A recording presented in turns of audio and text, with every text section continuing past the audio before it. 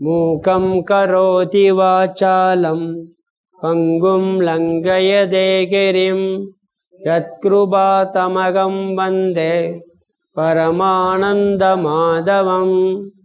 யம் பிரம்மா வருணேந்திர ருத்ர மருதக ஸ்துன்வந்தி திவ்யைஸ்தவைகை வேதை சாங்கபதக்ரமோபனிஷதை காயந்தி யம் சாமகாஹ தியானாவஸ்திததத்கதேன மனசா பஷ்யந்தி யம் யோகினா யஸ்யாந்தம் ந விதுசுராசுரகணா தேவாய தஸ்மை நமக தேவாய தஸ்மை நமக.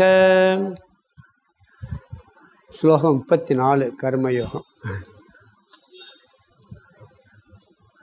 இந்திரியஸ்யேந்திரியஸ்யார்த்தே ராகத்வேஷௌ வியவஸ்திதௌ தயோர்னவசமாகச்சேத் தௌ யஸ்ய பரிபந்தினௌ. இந்திரியஸ்யேந்திரியஸ்யார்த்தே ராகத்வேஷௌ வியவஸ்திதௌ தயோர்னவசமாகச்சேத் தௌ யஸ்ய பரிபந்தினௌ.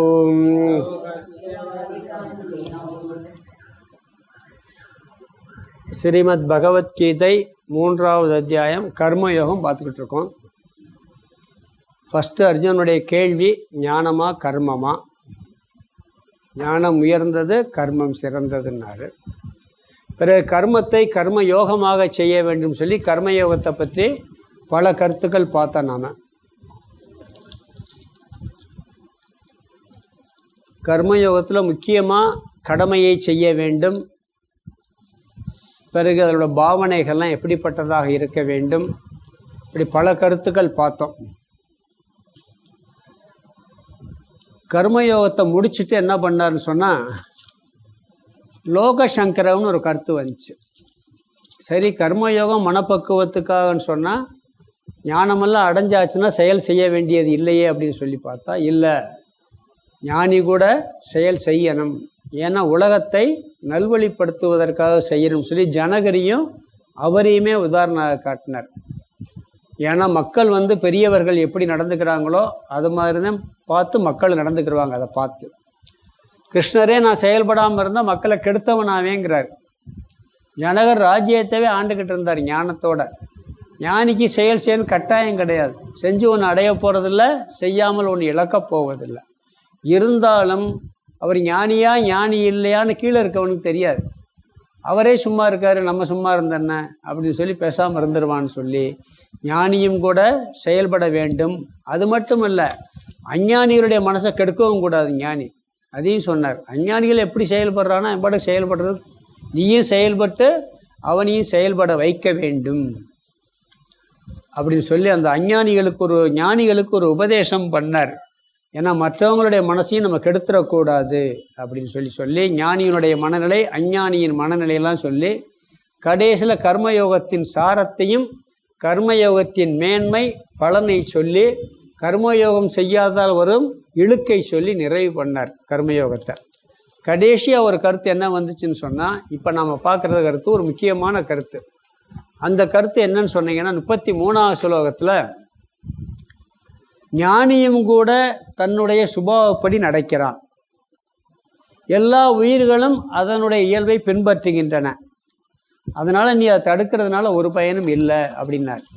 இல்லை, 2 ஸ்லோகத்தை சேர்த்து பார்க்கணும்னு சொன்னோம். 33, 34. ஏன்னா இடையில ஒரு அந்தர்யோகம் வந்துருச்சு, 5 நாள் ஆச்சு கிளாஸ் முடிஞ்சு. அப்போ இந்த கர்மயோக வாழ்க்கை வாழும் பொழுது என்ன சொன்னாருன்னு சொன்னால், எல்லா மனிதர்களும் சுபாவப்படி வாழ்கிறார்கள், ஞானியும் கூட அப்படின்னார். அவனுக்குன்னு ஒரு சுபாவம் இருக்கும், அதை மாற்ற முடியாதுன்னார். நீ அவனை உபதேசம் பண்ணியே செஞ்சியே மாற்ற. அப்போ ஒரு கொஸ்டின் வந்துச்சு நம்மளுக்கு, அப்போ உபதேசத்தினால என்ன பலன்? சுயமுயற்சிக்கு என்ன வேலை இருக்குது? அவன்படி அவன் இஷ்டப்படி நடந்தான்னா நம்ம முயற்சி பண்ண வேண்டிய அவசியமே இல்லை. சாஸ்திரம் எதுக்கு அப்படிங்கிற ஒரு கேள்வி. அதனால தான் அடுத்த ஸ்லோகத்தில் பதில் சொல்கிறார் அவர். இங்கே என்ன சொன்னார்னு சொன்னால், எல்லாருமே அவனுடைய சுபாவப்படி வாழுகிறான். இந்த ஸ்லோகத்தை மட்டும் படிச்சுட்டா பாதி கிணறு தாண்டின மாதிரி ஆயிடும். கொஸ்டின் மார்க் கூட நிற்க. நம்ம 2வது ஸ்லோகத்துக்கும் போயிட்டோம். இந்த ஸ்லோகத்தை பார்த்துட்டு 2வது ஸ்லோகத்தில் பாதி பார்த்தோம். அதனால் என்ன சொல்கிறாருன்னு சொன்னால், ஒவ்வொருவருக்கும் ஒரு இயல்பு இருக்கிறது, ஒரு தன்மை இருக்கிறது, ஒரு சுபாவம் இருக்கிறது.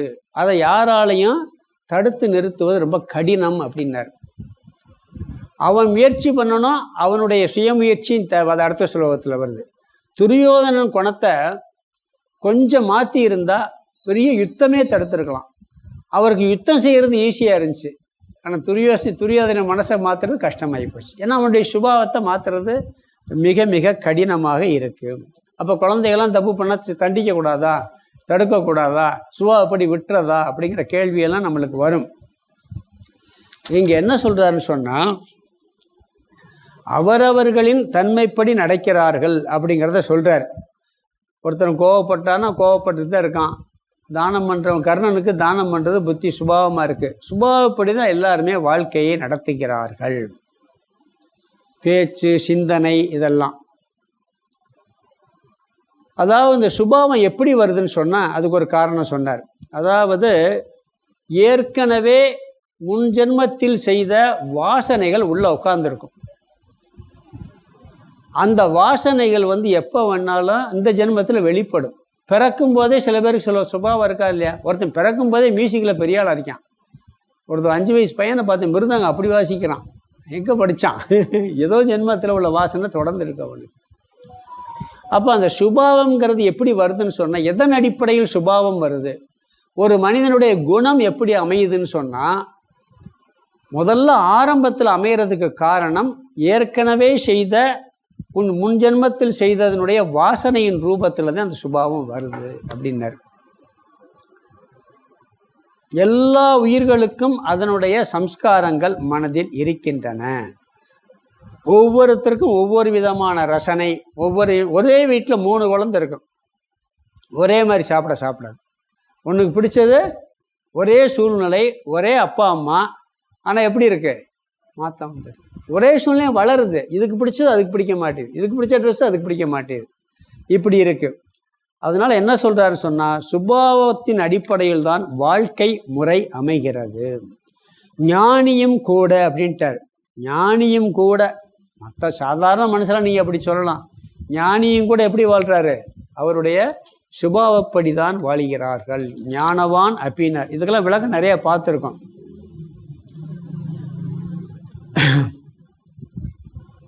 அப்போ அப்படி வாழ்பவர்களுக்கு அதை தடுக்கிறதுனால என்ன பலன்னு கேட்குறார். அப்படி வாழ்பவர்களை நீ தடுப்பதனால் என்ன பலன்? அப்படியே விட்டு விடுவதா? அப்போ தடுக்காமல் விட்டுட்டா என்ன செய்யும் அப்படின்னு சொல்லி கேள்வி கேட்குறார். அதுக்கு தான் அடுத்த ஸ்லோகத்தில் பதில் வருது. பிறகு ஒருத்தன் சுபாவத்தை தடை செய்கிறதுனால ஒன்றும் செய்ய முடிகிறதில்ல. மேக்சிமம் ஒன்றுமே செய்ய முடிகிறதில்ல. அது அப்படியே தான் போய்கிட்டே இருக்கான். அதை ஞானிக்கு கூட அப்படித்தான் அப்படிங்கிறது ஒரு கருத்து சொன்னார். மீனுக்கு கூட பார்த்தீங்கன்னா தண்ணீரில் வாழ்கிறதே சுபாவம், அதை எடுத்து பண்ண முடியாது. ஞானியும் கூடன்னு ஏன் சொன்னார்னு சொன்னால், ஞானியும் கூடன்னா ஒருத்தனுக்கு தர்ம அதர்ம ஞானம் இருக்கும். அவனும் கூட எப்படின்னு சொன்னீங்கன்னா அதனப்படி வாழ மாட்டான். அவனுக்குன்னு சில சுபாவம் இருக்கும். இப்போ அந்த அறிவு இருந்தாலும் கூட ஒரு சுபாவத்தை மாற்ற முடியாது. இதுதான் தர்மம் தெரிஞ்சிருப்பான், அதை மாற்ற முடியாது. ஒருத்தருக்கு சிகரெட் குடிக்கிறவனுக்கு சிகரெட்டு தப்புன்னு தெரியாமையா இருக்குது, அது அதர்மம் தெரியாமல் இருக்குது. போதை சாப்பிடணும், போதை தப்புன்னு தெரியாமையா இருக்குது. தெரிஞ்சாலும் என்ன பண்ணுறான்? இவன் சுபாவம் அவன் எழுதிட்டு போயிடுது. தர்மப்படி வாழ்பவனும் கூட சுபாவத்தின்படி அதர்மமாகவும் போயிடுறான், இல்லை தர்மமாகவும் போகிறான். முரண்பாடு இருக்குது. ஆத்ம ஞானி என்ன பண்ணுவான்னு சொன்னால், அவனும் சுபாவப்படி வாழ்வான்னா அதர்மப்படி வாழ்வான்னா இவன் அதர்மப்படி வாழ மாட்டான். ஏன்னா அதர்மத்தை நீக்கினதுனால இவனுக்கு ஞானமே வந்திருக்கு. தர்மப்படி தான் இவன் வாழ்வான். சுபாவம் இவனுடைய சுபாவம் தர்மப்படி தான் இருக்கும். ஆனாலும் கூட அதுலேயும் நிறைய வித்தியாசம் இருக்குது. நம்ம பார்த்தோம். அதாவது சங்கராச்சாரியார் பார்த்தோம், அவர் பெரிய ஞானி தான். அவர் என்ன பண்ணார், பேசாமல் படிச்சுட்டு உட்கார வேண்டியது தானே. அவர் ஒரு நாடெல்லாம் சுற்றினார், பாஷையும் எழுதினார். அவர் இப்படியெல்லாம் சுற்றி அவர் சுபா அப்படி அமைதியாக ஒன்றுமே இருக்கலாம், ஞானினா அமைதியாக இருக்கணும் அப்படின்னு சொல்லி இருந்திருந்தாருன்னா நம்மளுக்கு இந்த கீதா பாஷையுமே கிடச்சிருக்காது. உபனிஷத்து கீதைக்கு உண்டான பாஷையுமே கிடச்சிருக்காது. நம்மளுக்கு விளக்கம் எழுதினார், நிறைய கிரந்தங்கள்லாம் எழுதினார், அதெல்லாம் நம்மளுக்கு கிடச்சிருக்காது. அவர் சுபாவம் இப்படி இருந்து அப்படி இருந்தது. சரி, அது பின்னாடி வந்தவங்க அப்படி இல்லை. சொன்னேன், ராமகிருஷ்ணர் சுபாவம் வேற, ரெண்டு பேரும் அடைஞ்ச ஞானம் ஒன்று, ஆனால் சுபாவம் வேற வேறையாக இருக்குது, வாழ்க்கை முறையும் வேறையாக இருக்குது. இதை பஞ்சதசியில் கூட பார்த்தோம் நம்ம. வாழ்க்கை முறைக்கும் அதுக்கு சம்மந்தம் இல்லைன்னு பார்த்தோம் நாம். அதனால் அந்த சுபாவப்படி வாழ்க்கை முறை இருக்குது, ஞானத்தில் வேறுபாடு இருக்கிறது இல்லை. சில ஞானிகள் இருக்கிற இடமே தெரியாது, சில ஞானிகள் ஃபுல்லாக பப்ளிக் ஆகியிருப்பாங்க. விவேகானந்தர் எவ்வளோ பப்ளிசிட்டி ஆனார், அவர்னால ராமகிருஷ்ணரே விளம்பரமானார், ராமகிருஷ்ணரே தெரியாது. ஆதிசங்கரர் அவ்வளவு. அது பிறகு வந்து சிஷ்யர்லாம் அப்படி இருக்காங்களான்னா ஒரு சில பேர் தான் இருக்காங்க. அவங்க பரம்பரையில் வந்து வித்யாரண்யர் ரொம்ப பாப்புலர் ஆனார், அவருடைய நூல்கள் எல்லாம் கிரந்தங்கள்லாம் ஆச்சு. இப்படி எல்லா இடங்களிலையும் பார்த்தீங்கன்னா ஒவ்வொருத்தருக்கும் சுபாவம் இருக்குது, வேறுபாடை. ஞானிக்கு கூட அந்த சுபாவப்படி தான் வாழ்கிறான், ஞானத்துக்கும் அந்த வாழ்க்கைக்கும் சம்பந்தம் இல்லாமல் இருக்கிறது. ஞானி சம்ஸ்காரத்திலேருந்து வெற்றி அடைஞ்சிட்டான், மற்றவங்க வெற்றி அடையவில்லை, அதுதான் வித்தியாசம். அதனால் என்ன சொன்னார்னு சொன்னால், ஞானியும் கூட சுபாவப்படி வாழ்கிறான், அவங்களெல்லாம் நீ போய் தடுத்து மாற்ற முடியாது அப்படிங்கிற கருத்தை சொன்னார். அப்போ சாஸ்திரமும் சுயமுயற்சியும் எதுக்கு அப்படிங்கிற கேள்வி வந்தது. எல்லாருக்கும் இயல்பையாக ஒரு சுபாவம் இருக்குது, அதுபடி வாழ்ந்தான்னா சாஸ்திரம் எதுக்கு, சுயமுயற்சி எதுக்கு? பேசாமல் எப்படி வாழணுமோ கண்டதே காட்சி கொண்டதே கோலம்ட்டு அவன் பாட்டு போய்கிட்டே இருக்க வேண்டியது தானே. சாஸ்திரம் எதுக்கு இதை இதை செய்யக்கூடாதுன்னு சொல்லணும், இதை செய்யாமல் இருக்க ஏன் முயற்சி பண்ணணும் அப்படின்னா அடுத்த ஸ்லோகத்தில் பதில் சொல்கிறார். அதை தான் நம்ம பாதியில் நிப்பாட்டணும் போன கிளாஸில் பார்க்கும் பொழுது. அங்கே என்ன சொன்னார்னு சொன்னால்,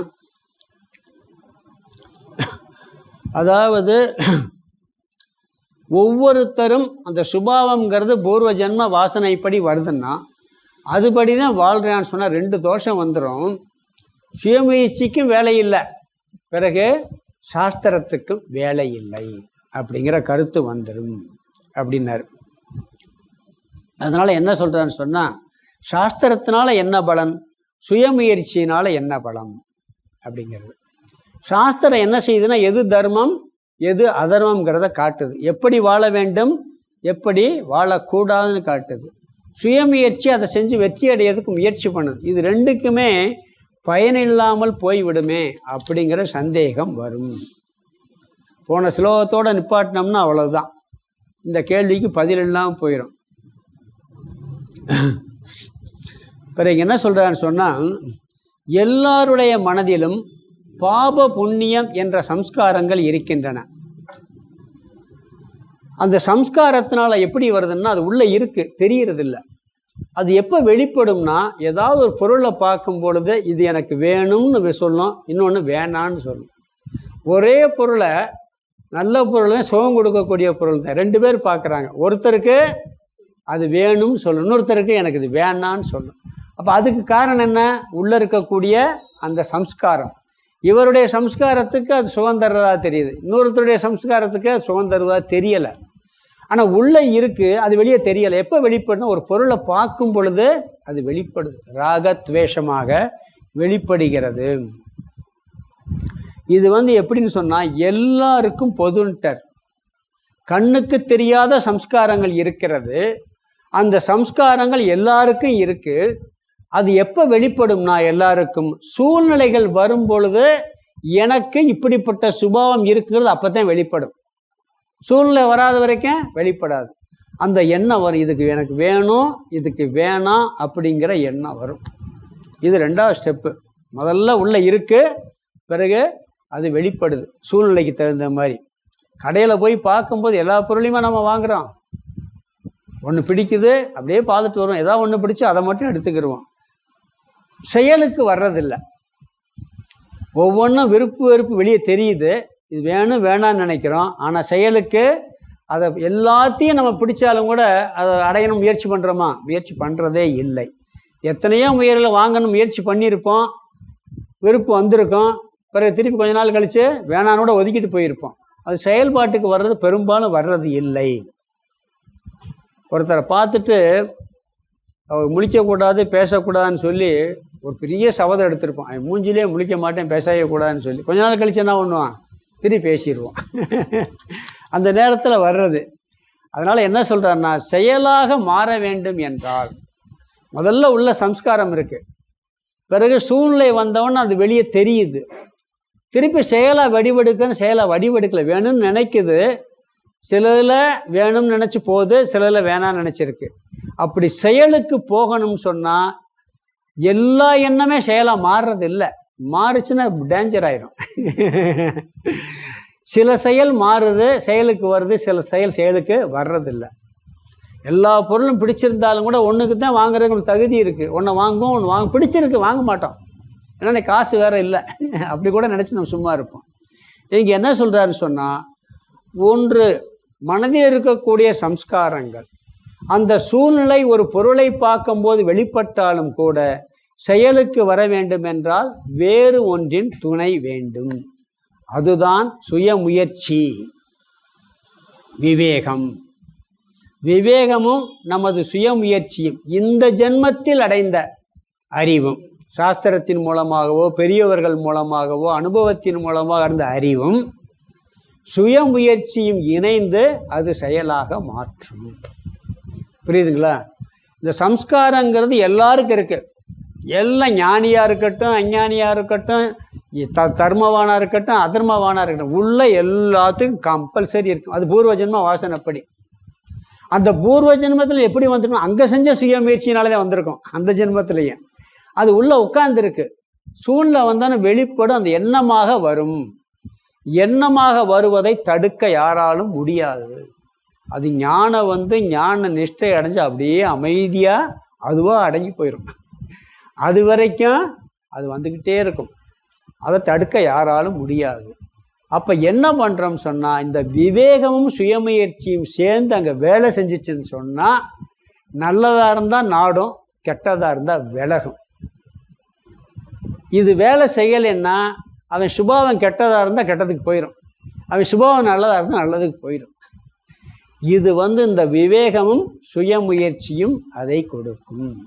அதை செயல்படும் சக்தியை கொடுப்பது அந்த சம்ஸ்காரங்கள் அல்ல, மனதில் வருகின்ற எண்ணங்கள் மட்டும் அல்ல. அதற்கு பிறகு இவனுடைய அறிவும் முயற்சியும். அடையன்னு நினைக்கிறான், முயற்சி வேணால் உட்காந்து தான் அடைய முடியுமா? புத்தி வேணான்னு சொல்லிச்சுன்னா திருப்பி போவானா? வேணும்னு சொன்னால் போவான், வேணான்னு சொன்னால் போக மாட்டான். அப்போ இந்த அறிவு அங்கே வேலை செஞ்சு முயற்சி கை கொடுத்துச்சுன்னா தான் செயலுக்கு வரும். அப்போ அதை என்ன சொல்கிறாருன்னு சொன்னால் இங்கே, அப்போ செயல்படுத்துவது செயல்படுத்தாது யார் கையில் இருக்குது? நம்ம கையில் இருக்குது. சுபாவப்படி வர்றதுங்கிறது இருக்குது, ஆனால் செயல்படுத்துவதும் செயல்படுத்தாதும் நாம் செஞ்ச சாஸ்திரத்தில் பெற்ற அறிவும் சுயமுயற்சியும் தேவை. இந்த சுயமுயற்சியும் சாஸ்திரமும் பயனற்று எப்போ போகும்னு சொன்னால், இது இல்லைன்னு சொன்னால் அது என்ன ஆகும்? பயனற்று போகும். சுயமுயற்சி இல்லைன்னு சொன்னால் இஷ்டப்படி சுபாவப்படி வாழ்ந்துக்கிட்டே இருப்பான். மனதில் இருக்கின்ற அந்த சுபாவம் செயலுக்கு காரணமாக இருந்தால், அது மட்டுமே செயலுக்கு காரணமாக இருந்தால், சாஸ்திரமும் சுயமுயற்சியும் பயனில்லாமல் போயிடும். ஆனால் அது காரணம் இல்லை. செயலுக்கு காரணம் எது? சுயமுயற்சி ப்ளஸ் விவேகம், சாஸ்திர அறிவு. அந்த சம்ஸ்காரத்துக்கு எண்ணத்துக்கு மட்டும் செயல்படும் சக்தி இல்லவே இல்லைங்கிறார். நீ அங்கே என்ன பண்ணணும், அந்த விவேகத்தை பயன்படுத்தி சுயமுயற்சி செஞ்சால் அது செயலுக்கு வரும். இதிலிருந்து என்ன செய்யுதுன்னு சொன்னீங்கன்னா, நம் மனதில் இருக்கக்கூடிய ராகத்வேஷத்துக்கு சாய்ஸே இல்லை. வெறுப்பு வெறுப்பு வரக்கூடிய எண்ணத்துக்கு எந்த சாய்ஸ் இல்லை. நீங்கள் அதை தடுக்க முடியாது. அது என்ன பண்ண, அது சுபாவமாக வரும். ஆனால் அதை செயலுக்கு கொண்டு வர்றதில் சாய்ஸ் இருக்குது. யார் கையில் இருக்குது? நம்ம கையில் இருக்குது. அந்த எண்ணம் முதல்ல அறிவினால் ஏற்றுக்கொள்ளப்பட வேண்டும், பிறகு நம்முடைய முயற்சியினாலும் ஏற்றுக்கொள்ளப்பட வேண்டும். சரி, இதை விட்டுருவோம். ஒருத்தன் சாஸ்திரமே படிக்கலை, இந்த பிறவியில் எந்த நல்ல குணங்களையும் வளர்த்துக்கிறல, அவனுக்கு அதர்மமான சம்ஸ்காரம் வருது. வந்த உடனே செய்யலாங்கிற விருப்பம், ஏன்னா சாஸ்திர அறிவு இல்லை. அதை செய்யலாங்கிற எண்ணம் வந்தால் என்ன பண்ணுவான்? அதர்மத்தில் போய் வீழ்வான். சாஸ்திர அறிவும் அந்த முயற்சி போகக்கூடாதுங்கிற முயற்சி இருந்தால் விடுபட்டு வந்துடுவான். அவனுக்கு ஒரு அறிவுமே இல்லை. சம்ஸ்காரம் எப்படி இருக்கு? பிறவிலேயே அப்படி இருக்கு. இருந்ததுன்னு சொன்னால் இவனுக்கு அந்த விவேகமே இல்லைன்னு சொன்னால் என்ன பண்ணுவான்? சோப்படி போயிட்டேன் அழிஞ்சு போயிடுவான். அந்த அறிவு அதுக்காகத்தான் படிக்க சொல்கிறது, பெரியவங்கள்ட்ட கற்றுக்கணுங்கிறது, அவங்க சொல்ல கேட்டு வாழணுங்கிறது. அப்போ என்ன, சுபாவம் அப்படி இருந்தாலும் கூட இந்த விவேகம் வேலை செஞ்சு அதுலேருந்து விடுபடுவதற்கு, அதர்மமானால் விடுபட முயற்சி செய்வான், தர்மமானதாக இருந்தால் அதில் செயல்பட முயற்சி செய்வான். இந்த ரெண்டு முயற்சியும் சாஸ்திர அறிவோட முயற்சி இருக்கணும். இந்த சாஸ்திர அறிவே ஒருத்தனுக்கு பிறவியிலே இல்லை, பிறந்ததுலேருந்து அவனுக்கு எதுவுமே தெரியாதுன்னு சொன்னான், அவன் என்ன பண்ணுவான்? அவனுக்கு எப்படி தோணுதோ அப்படித்தான் செயல்படுவான். அந்த அறிவும் முயற்சியும் இருந்தால் என்ன பண்ணுவான்? வந்துடுவான். அப்படி இல்லாதவனுக்கு அதர்ம சம்ஸ்காரம் என்ன பண்ணுது? அந்த அதை செய்யறதுக்கு முயற்சி பண்ணி அந்த செயலை செய்ய வச்சுட்டு போயிடுது. ஒருத்தனுக்கு தர்ம அதர்ம அறிவு இருந்ததுன்னு சொன்னால் அதர்ம சம்ஸ்காரம் வரும் பொழுது அது அதர்மங்கிற அந்த அறிவை வச்சுக்கிட்டு அதை நீக்கிட்டு தர்மமான விஷயங்களில் போகிறதுக்கு அவன் முயற்சி பண்ணுவான். அதர்ம சம்ஸ்காரம் வந்தாலும் அவன் நீக்குவான், இல்லாட்டி நீக்க மாட்டான். மனசில் தோன்றுகின்ற எல்லாமே தப்புன்னு சொல்ல முடியாது.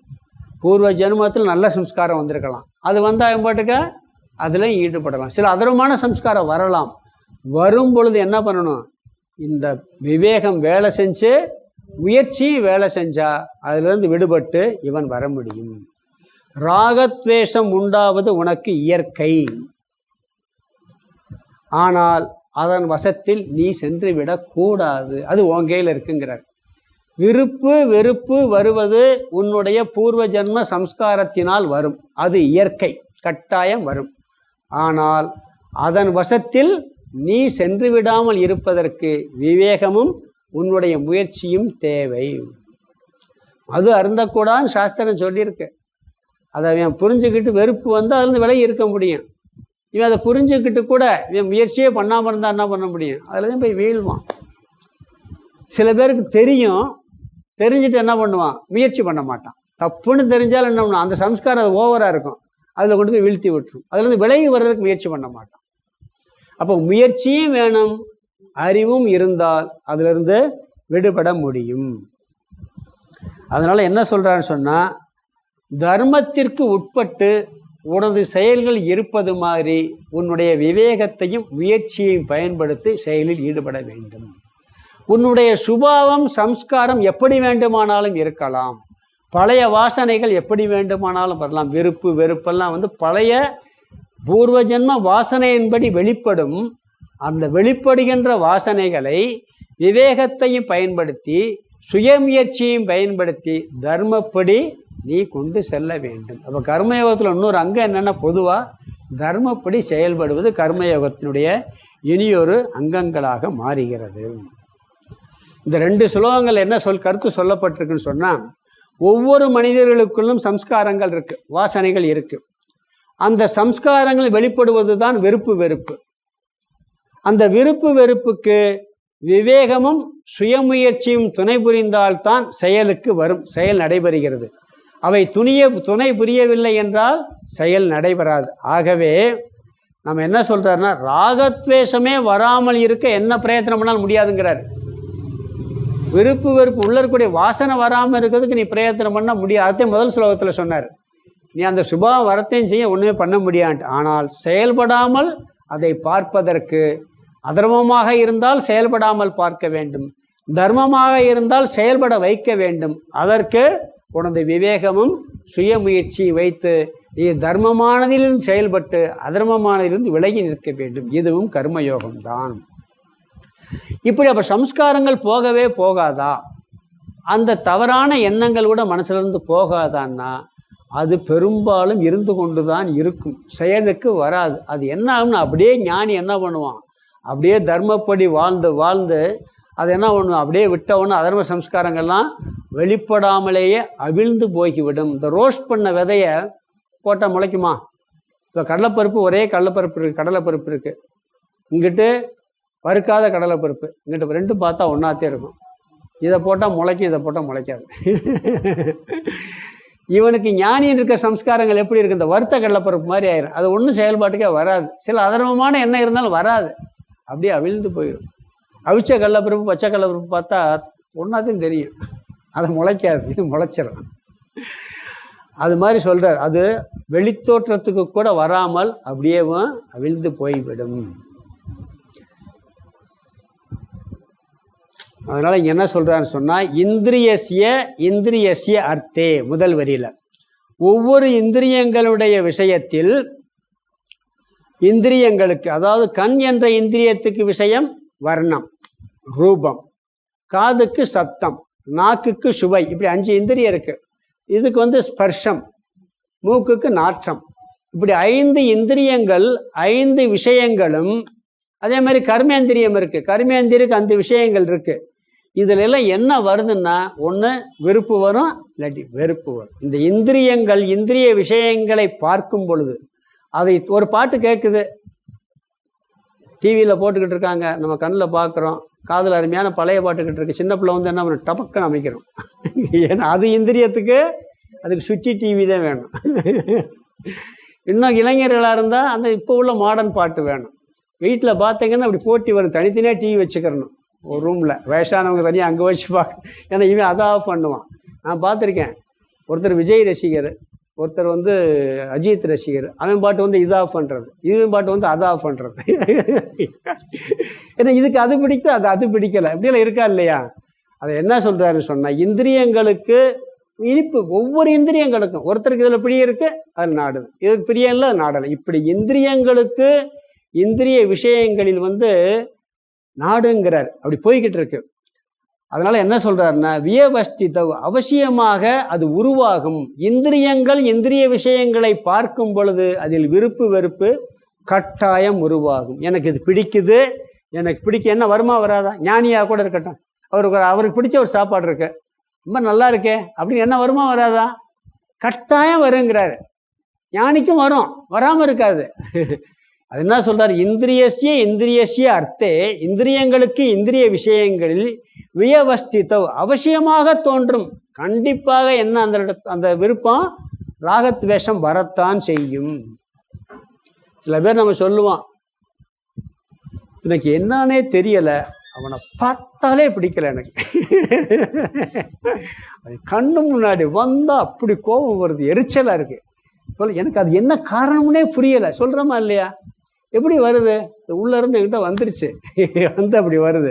விருப்பு வெறுப்பு கண்டிப்பாக தோன்றும். பிறகு சாஸ்திரம் எதுக்குன்னா அதான் இங்கே சொல்கிறாரு, தயோகோ, 2வது ந வசம் ஆ கச்சேத், அதாவது அவைகளின் அந்த ராகத்வேஷத்தினுடைய வசத்தில் நாம் சென்று விடாமல் இருப்பது தான் இந்த சுயமுயற்சி சாஸ்திரத்தின் பலன். அதனால் என்ன சொல்லணும், அவைகளுடைய வசத்தில் ஒருவன் செல்லக்கூடாது. தயோகன்னு அவைகளின் அந்த ராகத்வேஷத்தினுடைய அந்த இருமைகள், இந்த ரெண்டினுடைய ந வசம், வசத்தில் ஆ கச்சேத், ந ஆ கச்சேத்னா செல்லக்கூடாது. விருப்பு வெறுப்புக்கு மனதில் இடம் கொடுக்கக்கூடாது. அதில் நீ வளர்த்து விடக்கூடாதுங்கிறார். வந்துச்சுன்னா என்ன பண்ணணும், அது வசத்தில் நீ போகாமல் நிப்பாட்டுறது யாருடைய முயற்சி? உன்னுடைய சுயமுயற்சி. அங்கே விருப்பு வெறுப்பு உருவாகிற இடத்துல முயற்சி இல்லை, வந்த பிறகு அதை செயல்படாமல் வைக்கிறதுல முயற்சியும் விவேகம் இருக்கிறது. பகவானே சொல்கிறார்.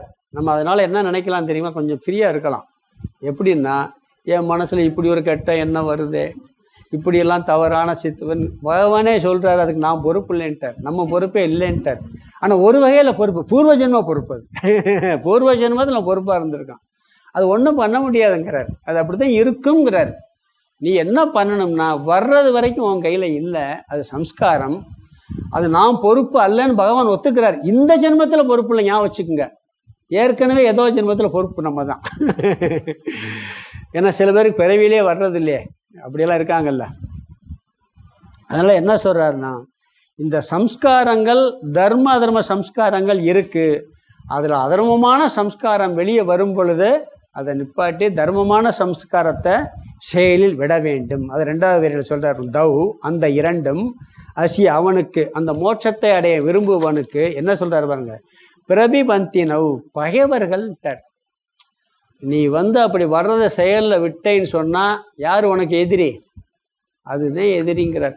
அந்த ராகத்வேஷத்தை அதர்மமான விஷயத்தில் வரும் பொழுது உன்னுடைய முயற்சியும் விவேகம் இல்லாமல் நீ செயல்பாட்டுக்கு வந்துட்டா உனக்கு யார் பகைவர்கள்?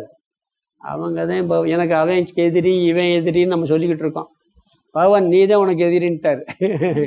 அந்த விருப்பு வெறுப்பை கட்டுப்படுத்தாமல் போயிட்டேன்னு சொன்னான். நீ உனக்கு எதிரி யார்? நீ தான் உனக்கு எதிரி. அது செயல்பாட்டு கொண்டு வந்துட்டேன்னு சொன்னால் அந்த விருப்பு வெறுப்பின் திருடர்கள் என்ன பண்ணுவார்? இந்த மோட்ச மார்க்கத்துக்கு போக விடாமல் இருக்கலாம் திருடி கொண்டு போய் விடுவார்கள். எதை திருடுவாங்க? விருப்பு வெறுப்பு எதை திருடும்? விவேகத்தை திருடிவிடும், அறிவை திருடிவிடும். அது எப்படி சாமி என்கிட்ட திருட முடியும்? அறிவு இருந்தால் தானே திருட முடியும். அறிவை இல்லாட்டி எப்படி திருட முடியும்? உன் பணத்தை அவன்கிட்ட கொள்ளையடிச்சு போகிறேன், ஒருத்தன் கேட்குறேன், என்கிட்ட கொள்ளையடிக்க முடியாது, பணமே இல்லை, எப்படி நான் கொள்ளையடிப்பான்னு சொல்கிறது மாதிரி அம்மா சொல்ல, என்கிட்ட அறிவே இல்லை, எப்படி திருட முடியும்? கொஞ்சம் கொஞ்சம் இருக்க அறிவையும் இந்த ராகத்வேஷம் திருடி சென்று விடும். அதுவே உனக்கு பகைவனாக ஆகிவிடுங்கிறார். எது நல்லது எது கெட்டது என்ற எண்ணத்தை, அந்த அறிவை இந்த ராகத்வேஷம் என்ன பண்ணும்? சம்ஸ்காரம் ரொம்ப பலமாக இருந்துன்னு சொன்னால், இந்த அறிவை பயன்படுத்தலைன்னு சொன்னால், முயற்சியை கைவிட்டுட்டோம்னு சொன்னால் நம்மளை என்ன பண்ணோம்? அது கொண்டு போய் அழித்து விடும். ராவணனுக்கு பகைவன் யார்? அவன்தான். துரியோதனனுக்கு பகைவன் அவன்தான். துரியோதனுக்கு பஞ்சபாண்டவர்கள் பகை கிடையாது. அவன் மனசில் இருக்கக்கூடிய ராகத்வேஷத்தினால வந்த பேராசை. ராவணனுக்கு அப்படித்தான். அவருக்கு ராம வில்லையும் கிடையாது, அவனுடைய ஆசை தான் எதிரி. அது மாதிரி நம்மளுடைய ராகத்வேஷமே நமக்கு பகையாக மாறிவிடுங்கிறார். முதல்ல நம்ம சுபாவம் இருக்கும், சுபாவப்படி தான் வாழ்வ, சுபாவப்படி நம்முடைய இயல்பானதில் இருக்கும். ஆனால் அந்த சுபாவத்தில் வரக்கூடிய தர்ம அதர்ம எண்ணங்களை செயல்பாட்டு கொண்டு வருவது 2வது ஸ்லோகத்தில் என்ன சொல்லிட்டாரு? உன்னுடைய முயற்சியும் விவேகமும். இதை வச்சுட்டு நீயே அதை தடுத்து நிறுத்த வேண்டும். அப்போ ஒவ்வொரு மனிதர்களின் வாழ்க்கையிலும் அந்த பிரகிருதி, அந்த சுபாவம் என்று ஒன்று இருக்கிறது. அது ராகத்வேஷத்தை உண்டு பண்ணுகின்றது. அந்த ராகத்வேஷத்தை உண்டு பண்ணுறதில் சாய்ஸ் கிடையாது, அது வந்துடும் வெளியே. ராகத்வேஷம் வரத்தே செய்யும். ஆனால் செயல்படுத்தாமல் இருக்க விவேகமும் சுயமுயற்சியும் உதவி செய்யும். நாம் சாஸ்திரம் படிப்பதினாலும் வேறு பெரியவங்கள்ட்ட ஒரு அறிவை பெறுவதனாலும் சுயமுயற்சி செய்வதினாலும் தவறான சம்ஸ்காரங்களிலிருந்து அதெல்லாம் வெளியே விடாமல் செயலுக்கு வராமல் அமுக்கி வைக்க முடியும். அதை செயலுக்கு வராமல் அதெல்லாம் அமுக்கி வைக்க முடியும். உள்ளே அமுக்கி ஞானம் வந்த பிறகு அதை மெதுவாக கொஞ்சம் கொஞ்சமாக நீக்கிவிடும். அது வரைக்கும் என்ன பண்ணணும்? கொஞ்சம் உள்ளே பிடிச்சி வச்சுக்கணும். தவறான சம்ஸ்காரம் வரும் பொழுது செயலுக்கு போகாமல் பிடிச்சி வச்சுக்கிற வேண்டுங்கிறார். சில நேரங்களில் என்ன பண்ணுவாங்க, ராமகிருஷ்ணன் சொல்லுவார், உனக்கு எல்லாமா எந்த ஆசையும் வச்சுக்க, அந்த ஆசையை பூரா அப்படியே கடவுள் பக்கம் திருப்பி விட்டுருப்பார். கடவுள் பக்கம் எல்லாத்தையும் திருப்பி விட்டுரு அப்படிம்பார். திருப்பி விட்டேன்னா கம்ப்ளீட்டாக கடக்கிறது கஷ்டமாக இருக்கும் அப்படிம்பார். அதனால் என்ன சொல்கிறேன், அதனால தான் நம்ம பண்ணுறோம். இந்த விரதங்கள்லாம் எதுக்கு இருக்கோம்? கர்மயோக வாழ்க்கை விரதங்கள்லாம் சுயமுயற்சியினால் தவறான சம்ஸ்காரம் நீக்கிறதுக்கு தான் பண்ணுறோம். மௌன விரதமாக இருக்கட்டும், உண்ணாவிரதமாக இருக்கட்டும், வேறு கர்மயோக வாழ்க்கை முறையாக இருக்கட்டும், இதெல்லாம் எதுக்கு பயன்படும்னா நம்மளுக்குள்ள தவறான சம்ஸ்காரங்கள் இருக்குது, அதை நீக்குவதற்காக, செயல்படாமல் தடுப்பதற்காகத்தான் இந்த விரதங்கள்லாம் இருக்குன்னு சொல்கிறார். இந்த ஸ்லோகத்துக்கு அர்த்தம் பார்த்துக்கலாம். ஏன்னா இது 2 முக்கியமான ஸ்லோகம். ஏன்னா ஒவ்வொருத்தரும் ஒவ்வொரு மாதிரி வாழ்கிறாங்க. எப்படி ஒரு ஞானி ஒரு மாதிரி இருக்கார், இன்னொரு ஞானி ஒரு மாதிரி இருக்கார். அவன் ஒரே வீட்டில் இந்த குழந்தை அதெல்லாம் சுபாவப்படி தான். அப்போ சுயமுயற்சி சாஸ்திரம் தேவையில்லையா? இருக்குது. அந்த எண்ணம் எல்லாத்துக்கும் வருது. இந்த சுயமுயற்சி சாஸ்திரத்தையும் கொண்டு அப்ளை பண்ணோம்னு சொன்னால் அதுலேருந்து நம்ம விடுபட்டு வர முடியும். செயலுக்கு கொண்டு வராமல் தடுக்க முடியுங்கிறார். தர்மப்படி வாழ முடியுங்கிறார். அப்படி தர்மப்படி வாழ்வதும் கர்மயோகம் தான். ஸ்லோகத்துக்கு அர்த்தம் பார்த்துடலாம். இந்திரியஸ் ஏந்திரியஸ் யார்த்தே, இந்திரியஸ்ய இந்திரியஸ் யார்த்தே, அதை பிரித்தோம்னா இந்திரியஸ்னா இந்திரியங்களுக்கு, இந்திரியஸ் யார்த்தே இந்திரியங்களுடைய விஷயங்களில், கண்ணுக்கு ரூபம் வர்ணம்ங்கிறது மாதிரி இந்திரிய விஷயம் ஒவ்வொன்றுக்கும் ஒரு விஷயம் இருக்குது. இந்திரியங்களுக்கு இந்திரியங்களுடைய விஷயங்களில் ராகத்வேஷவ் விருப்பு வெறுப்புக்கள் வியவஸ்திதவ் கண்டிப்பாக இருக்கும். தயோகோ கீழே 2வது வரல தயோகோ. தயோகோன்னா அவைகளினுடைய அந்த விருப்பு வெறுப்புகளினுடைய ந வசம் ஆ கச்சேத். கச்சேத் இந்த வசம் அப்படின்னா வசத்தில், நங்கிறது ஆ கச்சேத்துன்னு சேர்த்துக்கணும். ஆ கச்சேத் அது சேர்த்துக்கிட்டோம்னா ஆ கச்சேத். ந ஆ கச்சேத்துன்னு சொன்னால் சென்று விடக்கூடாது. அடுத்தது தவ் அவை இரண்டும், அந்த விருப்பு ஆகிய இரண்டும் ஹீ அஸ்ய. ஹீன்னா நிச்சயமாக, அஸ்ய அவனுடைய அந்த மோட்சத்தை விரும்புவதனுடைய பரிபந்தினவ் பகைவர்கள், வழிப்பறி திருடர்கள். விருப்பு வெறுப்பு இருக்கும், நீ அதை வசம் சென்று வரக்கூடாது. சுயமுயற்சியை பயன்படுத்தி சாஸ்திரத்தை பயன்படுத்தி சென்று விடாமல் தடுக்க வேண்டும். அப்படி சென்றால் அதுதான் உனக்கு பகைன்ட்டாரு. அடுத்த ஸ்லோகத்தில் வேறொரு கருத்து வருது, அதுவும் ஒரு முக்கியமான கருத்து பார்க்கலாம். ஸ்லோகம் 35. ஸ்ரேயான் ஸ்வதர்மோ விகுணகன் பரதர்மாத்வனுஷ்டிதாத் ஸ்வதர்மே நிதனம் ஸ்ரேயகம் பரதர்மோபயாவகம். ஸ்ரேயான் ஸ்வதர்மோ விகுணகம் பரதர்மாத்வனுஷ்டிதாத் ஸ்வதர்மே நிதனம் ஸ்ரேயகம் பரதர்மோபயாவகம். இங்கே அர்ஜுனன் மனதில் ஒரு சந்தேகம் வரலாம் என்று பகவானே நினைத்து ஒரு கருத்தை சொல்கிறார். அடுத்த ஸ்லோகத்தில் சந்தேகம் கேட்க போகிறான். அதுக்கு முன்னாடி இவர் ஒரு கருத்து, அர்ஜுனன் மனதில் இப்படி ஒரு சந்தேகம் வரலாம்னு சொல்லி இந்த கர்மயோகத்தை அனுசரித்து ஒரு கருத்தை சொல்கிறார். அடுத்த ஸ்லோகத்தையும் கேள்வி கேட்க போகிறான். இங்கே என்ன சொன்னார்? சந்தேகம் வரலாம்னா பகவான் என்ன சொன்னார்னா, ஸ்வதர்மத்தை செய்ய வேண்டும், அதாவது தர்மப்படி வாழ்வது கர்மயோகம் அப்படின்னார். நிறைய கர்மயோகத்தை பற்றி கருத்து சொன்னாலும் கூட தர்மப்படி வாழ்வது கர்மயோகம் சொன்னார். ஸ்ருதி ஸ்மிருதி வேதத்தை அனுசரித்து எழுதப்பட்ட நூல்களில் எதெல்லாம் தர்மம்னு சொல்லியிருக்கோ அதுபடி வாழ்வது கர்மயோகம். அர்ஜுனை இப்போ நினைக்கலாம், நான் சாஸ்திரத்துக்கு புறம்பாடெலாம் போகல, சாஸ்திரத்தை சொன்னபடி தான் நான் வாழ்கிறேன்னு நினைக்கிறேன்.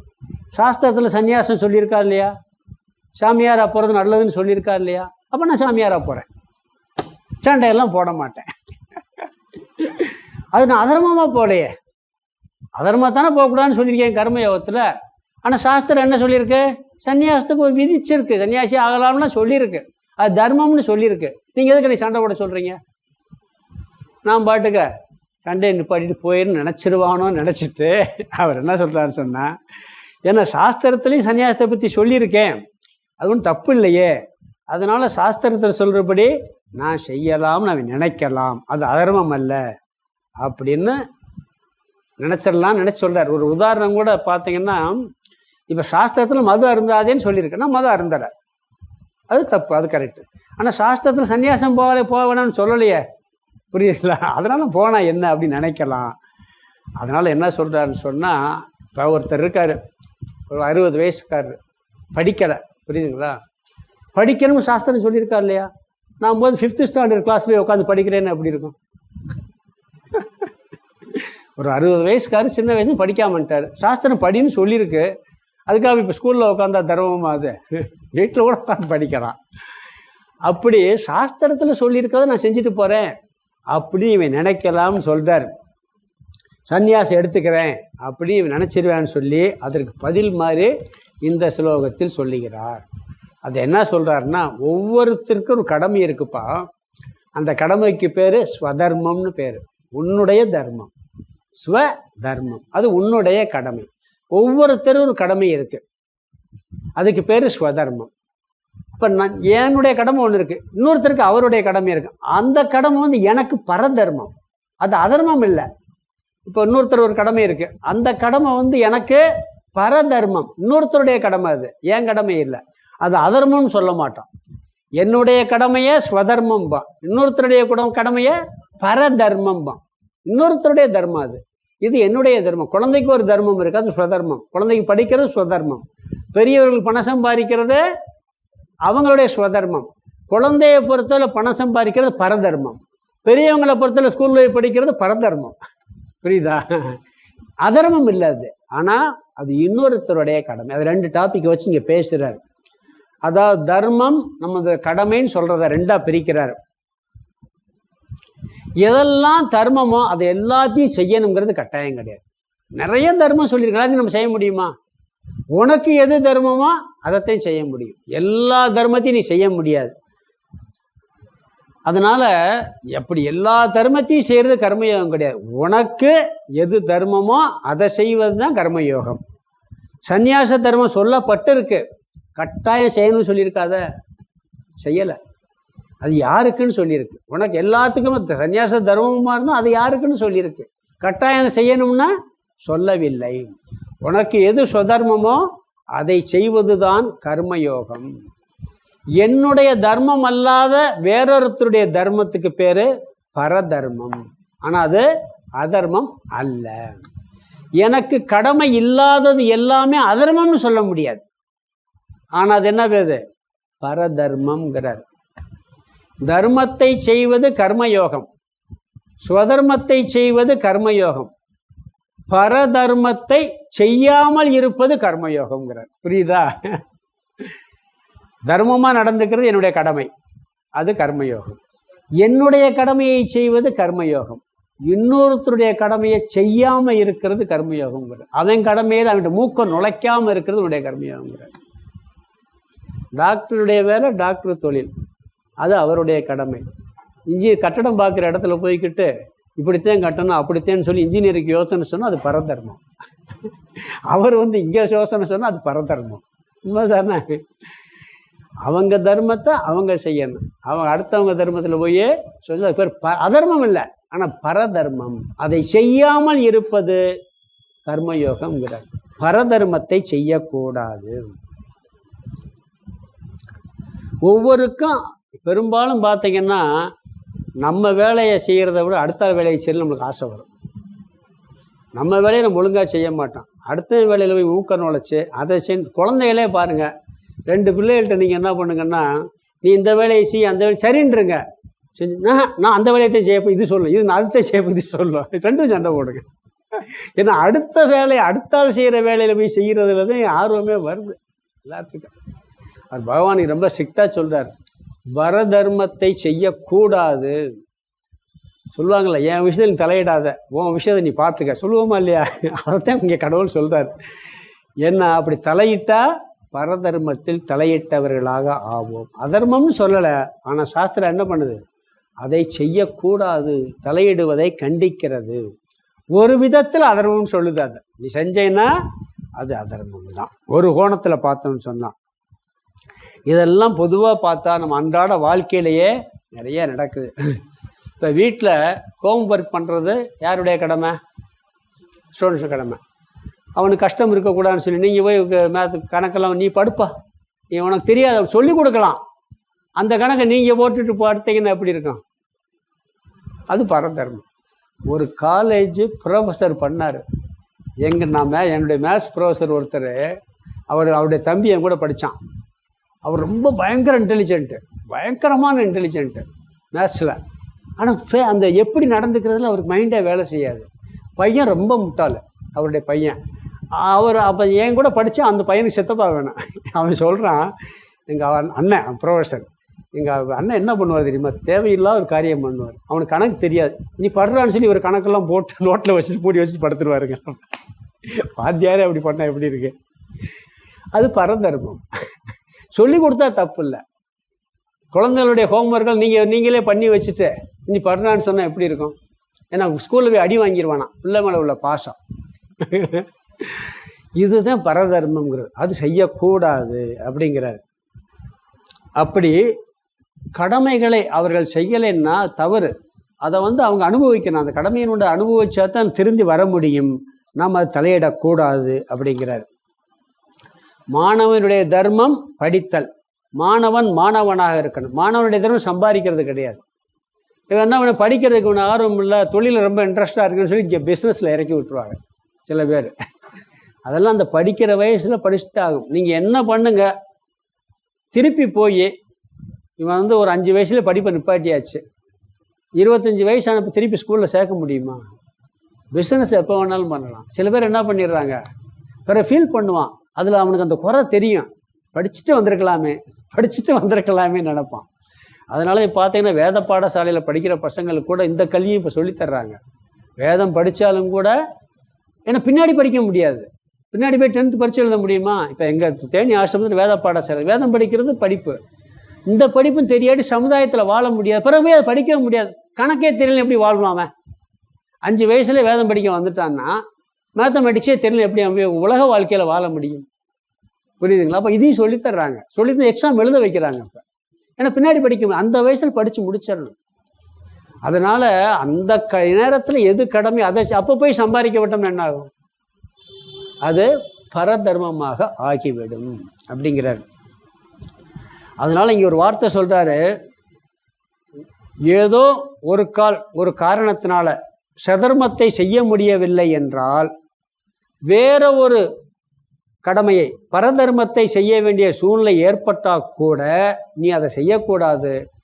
உன்னுடைய சுதர்மத்தை, உன்னுடைய கடமையை குறையோடு செஞ்சால் கூட தப்பு இல்லை, வேறொருத்தனுடைய கடமை நிறைவோடு செஞ்சால் கூட தப்பு தேங்கிறார். அதை நல்லா செஞ்சாலும் தப்பு, இதை குறைவாக செஞ்சாலும் தப்பு இல்லை, இதைத்தான் நீ செய்யணுங்கிறார். எப்போ எதை செய்யணுமோ, யாருக்கு என்ன கடமையோ அதைத்தான் செய்யணும். வானப்பிரஸ்தில் இருந்தால் அந்த கடமை, சன்னியாசியாக இருந்தால் அந்த கடமை, இல்லறமாக இருந்தால் அந்த கடமை, மாணவராக இருந்தால் அந்த கடமை. மாணவன் தாய் தந்தையருடைய கடமையை செய்யக்கூடாது, தாய் தந்தையர் மாணவனுடைய கடமையை செய்யக்கூடாது. குடும்பத்தில் பொறுப்பாக இருக்கிறவங்க வயசான பாட்டி தாத்தா எப்படி இருக்காங்களோ அப்படி நான் சும்மா உட்காந்துக்கிட்டு இருப்பேன்னா அது பரதர்மம். அவங்க வந்து நான் இன்னும் ஃபுல்லாக கம்ப்ளீட்டாக நான் தான் ஆவியை விட்டாலும் சாவியை விடன்னு உள்ளே வச்சுக்கிட்டு இருப்பேன்னா அது அவங்களுடைய அது பரதர்மத்தில் இன்வால்வ் ஆகிறதுன்னு அர்த்தம். புரியுதுங்களா? அதனால் என்ன சொல்கிறாருன்னு சொன்னால், அவங்களுடைய ஸ்வதர்மத்தை குறையோடு செஞ்சால் கூட பரவாயில்லை, பரதர்மம் நல்லா செய்ய தெரிஞ்சால் கூட அதில் நீ தலையிடாத. மாணவன் படிப்பது குறைவாக இருந்தால் கூட, ஃபெயிலானா கூட பரவாயில்ல, அவனை போய் பணம் சம்பாதிக்க அனுப்பாத. இன்னைக்கு சட்டமே போட்டிருக்கா இல்லையா கவர்மெண்ட்டு? சின்ன வயசில் வந்து குழந்தை தொழிலாளர் கூட எல்லாம் போட்டிருக்கா இல்லையா? ஏன் காரணம் என்ன? இந்த சிஸ்டம் தான் கூடாது. அப்போ தான் படிப்பான், இல்லாட்டி என்ன பண்ணுவான்? சம்பாதிக்க போயிடுவான். ஏதோ கொஞ்ச நாள் படிப்பேன், நல்லா படிக்க ஆரம்பிச்சிட்டாங்கல்ல, அந்த மாதிரி இருக்குது. அதனால் என்ன சொல்கிறாருன்னு சொன்னால், உன்னுடைய செயல்பாட்டில் உன்னுடைய கடமையில் குறை இருந்தால் கூட அதை நான் செய்ய, வேறொருடைய கடமையில் உனக்கு நல்லா செய்ய முடியும்னா கூட அதில் போய் தலையிடாத, அது செய்யாத அப்படிங்கிறார். அதே மாதிரி மாணவர்களுக்கு வந்து அரசியல் அவனுடைய கடமையாது. இன்னைக்கு ஸ்கூல் வரைக்கும் அரசியல் வர ஆரம்பிச்சிருச்சு, காலேஜில் அரசியல் வந்தாச்சு, எப்பயோ வந்தாச்சு. அதில் எல்லா கட்சிக்கும் ஒரு மாணவர் அமைப்பு இருக்குது. உண்மையிலே அவங்களுடைய கடமை இல்லை, கெடுக்கிறது அங்கேயே ஒரு குரூப் பாலிட்டிஷன் கட்சியெல்லாம் வந்து பண்ணிக்கிட்டு இருக்கு. அதெல்லாம் பரதர்மம். அதெல்லாம் எல்லாத்துக்கும் வந்த பிறகு, சமுதாயத்துக்கு வந்த பிறகு செய்ய வேண்டிய வேலை, படிக்கிற வயசில் செய்கிற தர்மம் கிடையாது அப்படிங்கிறார். அதனால் இல்லறமோ வானப்பிரஸ்தமோ பிரம்மச்சரியோ சந்நியாசமோ எந்தெந்த தர்மத்தில் இருக்கமோ அந்தந்த கடமையை செய்யணுமே ஒழிய வேறவருடைய கடமையில் நீ போகக்கூடாது. இல்லறத்தில் இருக்கிறன்னு வச்சுக்கோங்க, நல்லது கெட்டதுக்கு எல்லாத்துக்கும் போகணும், புரியுதுங்களா? சில பேர் என்ன ஒரு கல்யாணம்னா போகணும், விசேஷம்னா போகணும், ஒரு துக்கம்னா போகணும். ஒரு சாமியார் போகக்கூடாது, நான் சாமியார் மாதிரி வாழ போகிறேன் நானும் போக மாட்டேன் அப்படின்னு இருந்தால் பெரிய தப்பு. இல்லறத்தில் இருந்துக்கிட்டு நான் வந்து ரொம்ப ஒரு அந்த மாதிரி வாழ்க்கை இல்லறத்துலேருந்தே வாழ போகிறேன்னு சொன்னால் போக வந்து தப்பு தான். அது அங்கே அந்த தர்மத்தில் என்ன கடைப்பிடிக்கணுமோ அதை கடைப்பிடிச்சுதான் ஆகணும். சன்னியாசி ஆசிரமத்தில் எல்லா நிகழ்ச்சிக்கும் போய்கிட்டு அது பெரிய தப்பு. எல்லா நிகழ்ச்சியும் சன்னியாசி போகவே கூடாது. இல்லறத்தார்கள் வந்து கட்டாயம் போகணும், எல்லா நிகழ்ச்சியும் யாராவது ஒருத்தர் பங்கெடுத்துக்கணும். சமுதாயத்தின் அமைப்பே அப்படி இருக்குது. வானப்பிரஸ்தன் என்ன, ஓய்வு பெற்றவன், ரிட்டையர்ட் ஆயாச்சு, அதுக்கு பிறகு வேறு இடத்துல போய் ஜாப் தேடிக்கிட்டு இருக்கக்கூடாது. அந்த மாதிரிலாம் சொல்கிறாங்க. அதனால் என்ன சொல்கிறாருன்னு சொன்னால், வானப்பிரஸ்த வாழ்க்கையில் இப்போ நிறையா பேர் கிளாஸுக்கு வரதெல்லாம் வானப்பிரஸ்தம் தான். ஏன்னா வானப்பிரஸ்தனுடைய கடமை என்ன? வகுப்புக்கு வர்றது, கிளாஸ் கேட்குறது, பாடம் கேட்குறது, கொஞ்சம் மௌனமாக இருக்கிறது, ஜபம் பண்ணுறது, சாப்பாட்டை குறைச்சிக்கிறது. ஆனால் இப்போ வீட்டிலே உட்காந்துருக்கோம்னு சொல்லி டப்பா நிறையா பூரம் போட்டு வச்சுட்டு ஃபுல்லாக போட்டுக்கிட்டே இருந்தோம்னா நோயை சாப்பிடாமல் இருக்கிறனால நோய் வர்றது இல்லையா, நிறையா சாப்பிட்டதுனாலே அதிக நோய் வருதான். அதிகமாக சாப்பிட்றோம் அதிக நோய் வருதுன்னு சொல்லுவாங்க. அதனால் என்ன சொல்கிறாரு சொல்லி, இல்லறத்தில் இருந்துட்டு அதிகமாக சாப்பிட்லாம், தப்பே கிடையாது. ஏன்னா வேலை நிறையா இருக்கும். சன்னியாசிக்கு வேலை நிறையா இருக்குமா? வானப்பிரஸ்தனுக்கு வேலை இருக்காது. ஏதாவது எப்போ செய்யணுமோ அப்போ செய்ய வேண்டும். அதனால் என்ன சொல்லிட்டார் சொன்னால், உன்னுடைய கடமையை செய்வதில் குறைபாடு இருந்தாலும் பரவாயில்லை, நிறைவாக செய்ய முடியாட்டாலும் பரவாயில்லை, அந்த கடமையை தொடர்ந்து நீ செய். வேறொருடைய கடமையை நீ எடுத்துக்கொள்ளாதே, அது அவங்களுடைய தர்மத்தை நீ எடுத்துக்கிறாத. ஓன் தர்மத்தை செய்யி, சுதர்மத்தை செய், பரதர்மத்தை செய்யாதே. முன்னாடியெல்லாம் என்ன சொல்லுவாங்கன்னா, அந்த குணத்திற்கு தகுந்ததுபடி அந்த குடும்ப வாழ்க்கை, அந்த தொழில் எல்லாம் அப்படியே அமைஞ்சிக்கிட்டு வரும். ஒரு சிஸ்டமேட்டிக்கலாக இருந்தது. இன்றைக்கி நிறைய அதெல்லாம் மாறி போச்சு அப்படிங்கிறாங்க. ஒரு பையனுக்கு உதாரணம் சொல்லுவாங்க, ஒரு சுபாவம் எப்படி இருக்கோ அதுபடி தொழில் அமையும். அந்த காலத்தில் பார்த்தீங்கன்னா ஒரு பையன் சுபாவத்துப்படி அப்படியே அவனை கொண்டு போய் அவனுக்கு அந்த தொழிலை ட்ரைனிங் கொடுத்து அப்படியே விட்டுவாங்க. இதெல்லாம் ஒரு சிஸ்டமேட்டிக்லாம் இருந்தது. இப்போ எப்படி இருக்குன்னு சொன்னால் அப்படி சுபாவப்படி விடுறதில்ல. எனக்கே தெரிஞ்ச ஒரு ஃப்ரெண்டு ஒருத்தர், அவர் கலெக்டர் ஆகும்னாரு. அவர் நீ பாலிடெக்னிக்கில் படித்தா தான் வேலை அப்படின்னு சொல்லி ரொம்ப போய் பாலிடெக்னிக் சேர்த்து விட்டார். அவன் ப்ரில்லியண்ட்டு ஸ்டூடெண்ட்டு, பயங்கர ப்ரில்லியண்ட்டு. அதையும் ஒழுங்காக படிக்கலை, இதையும் விட்டு போட்டு 2 கட்டான் ஆகி போச்சு. புரியுதுங்களா? ஒருத்தர் சின்ன வயசுலேருந்து வாத்தியாராகனு ஆசை இருந்துச்சான். அவருக்கு சின்ன வயசுலேருந்து வாத்தியார்னு ஆசை இருக்கு. சூழ்நிலை அவங்க அப்பா வந்து அதெல்லாம் போகக்கூடாது, நீ மேல் போலீஸ்காரன் ஆகும்டா அப்படின்னு சொல்லி அவனை போலீஸ்காரன் ஆக்கி விட்டார். இன்னொருத்தனுக்கு போலீஸ்காரன் ஆகணும் சின்ன வயசுலேருந்து ஆசை, அதெல்லாம் சரிப்பட்டு வராதுன்னு சொல்லி அவனுக்கு டீச்சர் ட்ரைனிங் கொடுத்து ஆசிரியர் ஆக்கி விட்டார். இவன் வாத்தியார் ஆகிட்டான், அவன் வந்து போலீஸ்காரன் ஆகிட்டான். வாத்தியார் ஆனவன் என்ன பண்ணியிருக்காரு, போலீஸ்காரன் நினச்சிட்டு வாத்தியார் ஆனவன் பையன் ஒரு சின்ன தப்பு பண்ணியிருக்கான். அடின்னு அடித்து பின்னி எடுத்துட்டார். அவனை இன்னும் வழின்னு இல்லை. அவர் என்ன பண்ணியிருக்காரு, போலீஸ்காரர் ஒருத்தவன் திருடிட்டு வந்திருக்கான், 100 தடவை எழுது நான் திருட மாட்டேன்னு சொல்லி, நீ 100 தடவை எழுது இம்போசிஷன் கொடுத்தாரான். இது எப்படி இருக்கு, சரிப்பட்டு வருமா? இவன் சுபாவம் அப்படி இருந்தால் அது கரெக்டாக போகும். சுபாவப்படி அதுவும் அமைஞ்சால் ரொம்ப அமைப்பாக இருக்கும். இல்லைன்னா அவனுடைய சுபாவத்துக்கு தொழில் அமைஞ்சால் ரொம்ப உத்தமங்கிறாரு. அப்படி அமைஞ்ச பிறகு இன்னொருடைய தர்மத்தில் இவை கடமைன்னு ஒன்று வச்சுட்டோம்னு சொன்னான். இன்னொருடைய தர்மத்தை, ஆசிரியருடைய தர்மம் என்ன, அவனை எப்படி கண்டிக்கணும் அப்படி கண்டிக்கணும். இவர் போலீஸ்கார மாதிரி கண்டிக்கிறாரு, அவர் வந்து என்ன பண்ணுறாரு, ஆசிரியர் மாதிரி கண்டிக்கிறார். எப்படி மாறுது பாருங்க. ஏன்னா இவருடைய தர்மத்தை அவரும், அவருடைய தர்மத்தை இவர் கடைப்பிடிச்சா குழப்பம்தான் வரும், எதையும் சரியாக பண்ண முடியாது. அதனால் அவங்களுடைய கடமையில் கொஞ்சம் குறை இருந்தால் கூட பரவாயில்லை, அந்த ஸ்வதர்மத்தை நீ செய்ய வேண்டும் அப்படிங்கிறார். பரதர்மத்தை செய்ய ஸ்லோகத்தில் சொல்கிறார். ஸ்ரேயான் ஸ்வதர்மே விகுணக, விகுணகன்னா குறையுடைய, ஸ்வதர்மக அவரவர்களுடைய கடமை, சிரேயான் உயர்ந்தது. உன்னுடைய கடமையில் குறை இருந்தால் கூட அதை செய்வது தான் உயர்ந்தது. கொஞ்சம் தவறாக செய்யாட்ட கூட பரவாயில்ல, அதுதான் உயர்ந்ததுங்கிறார். பரதர்மாத் மற்றவர்களுடைய கடமையை செய்வதை காட்டிலும், எதை காட்டிலும் உயர்ந்தது, வேறவங்க கடமையை செய்கிறத காட்டிலும் உன் கடமையை கொஞ்சம் குறையோடு செஞ்சால் கூட நல்லது தான். அனுஷித் நன்கு செய்யப்படக்கூடிய பரதர்மமாக இருந்தாலும், அதாவது வேறவருடைய கடமை ஒன்றால் சிறப்பாக செய்ய முடிஞ்சாலும் செய்யாதேங்கிறார். உன் கடமை நீயே குறையோடு இருந்தாலும் கூட அதை செய்ய அப்படிங்கிறார்.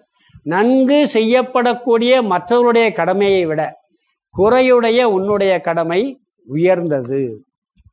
ஏன்னா அர்ஜுனன் வந்து என்ன நினைக்கிறான்னா, சன்னியாசம் எடுத்துட்டு சன்னியாசத்தினுடைய கடமையை செய்ய விரும்புகிறான். அது சத்திரிய தர்மத்துக்கு உகந்தது இல்லை. ஒருவேளை இவன் சன்னியாசியை போய் காட்டில் தவம் பண்ணான்னு வச்சுக்குங்களேன், அங்கே ஏதாவது இடைஞ்சல் வந்துச்சுன்னா வில்லத்தையும் தேடுவோம். ஒரு மிருகத்தினால யாராவது இடைஞ்சல் வந்துச்சுன்னா என்ன பண்ணுவான், வில்ல தேடுவான். உண்மையான சன்னியாசியாக இருந்தால் என்ன பண்ணுவார், வேறு இடத்துக்கு போயிடுவார். இங்கே இடைஞ்சலாக இருக்குது தவம் பண்ணி, வேறு இடத்துக்குமே என்ன பண்ணுவான், எவன் இடைஞ்சல் அவனு போது கொண்டு போட்டு நம்ம தவம் பண்ணணும்னு நினைப்பான்.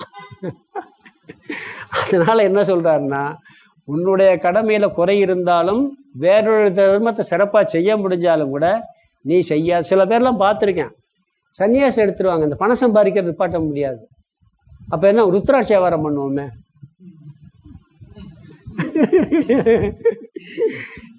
ருத்ராட்ச வியாபாரம், ஸ்படிக மாலை வியாபாரம், இந்த சந்தனக்கட்டை வியாபாரம் இதை பண்ண உட்காந்துடுறாங்க. பார்த்துருக்கேன் சில பேர்லாம்.